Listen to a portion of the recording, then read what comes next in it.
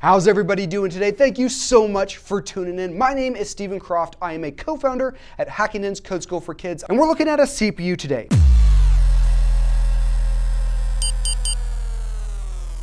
But what is a CPU? Actually, this is not a CPU. This tiny thing right here is a CPU. So a CPU is the brain of the computer. You think of it as the central processing unit, CPU. A clever acronym. Anyways, so what it does, and all it does, is combine and add ones and zeros together. It just does it so extremely quickly that no other process on the computer can do it faster. There's also other things that it does, but for the main part, it just processes the data that you're giving it. I have in front of me an AMD CPU. There are two big companies when it comes to CPU makers. There's Intel and there's AMD. Yes, I know there are others for mobile platforms and the like, but for desktops, for laptops, we're mostly looking at AMD and Intel.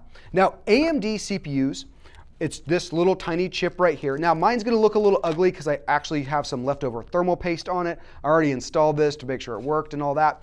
But an AMD CPU actually has the pins on the bottom of it.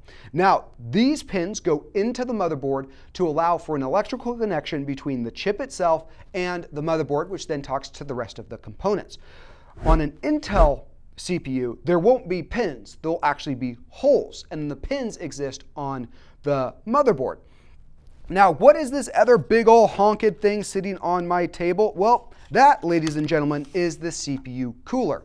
So it actually goes this way on a computer, so that probably makes a whole lot more sense to you. It's got a fan, a heat spreader, some heat pipes, and the thermal compound on it.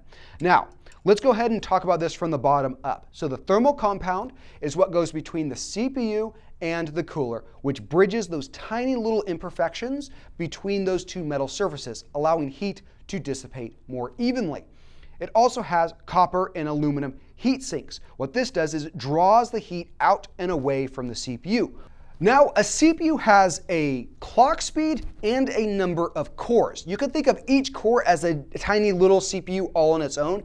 Each core can operate independently of the other ones. So if you have a multi-threaded or multi-cored process, something like video editing like that, or video rendering where you're taking something that's on the computer and generating it into a file that can be distributed, that is going to take advantage of those multiple cores. It's going to split up the task and allow the other cores to work on it independently, and then have all of that data come back to be combined to a single result. Now, the clock speed is how quickly it can do that kind of stuff. So this particular CPU has 8 cores and 16 threads, which means each core can be split into 2 processes, all that stuff. And its base clock is 3.9 gigahertz, and its boost clock is 4.5 gigahertz. The boost clock is going to allow it to ramp up to that for a short amount of time. Once it hits a certain temperature limit, it will go back down to the base clock, but it will very rarely go down below the base clock unless you've got some thermal issues.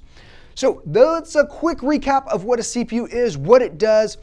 Hopefully that was helpful. If not, let me know down in the comments. If you've got any large government jokes, you know, like CPU, the central processing government joke, drop them in the comments. If I got anything wrong, please educate me down in the comments. I would love to be corrected. I would love to learn something.